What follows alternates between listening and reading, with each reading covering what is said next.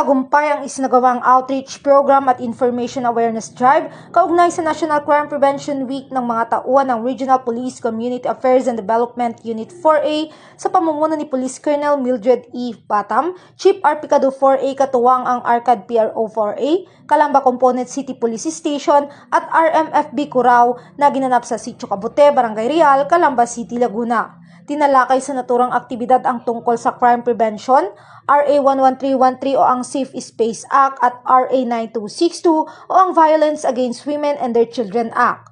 Mahigit kumulang 250 residente ang nakatanggap ng food packs.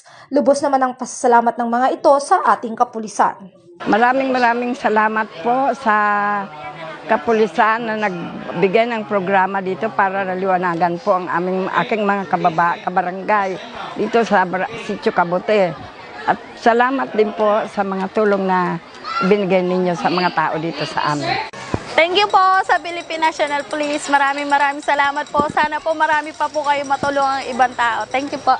Ang ganitong mga gawain ay bahagi ng patuloy na kampanya ng pambansang pulisya upang palakasin ang pakikipag-ugnayan ng mga mamamayan at mapanatili ang isang malinis, mapayapa at ligtas na komunidad.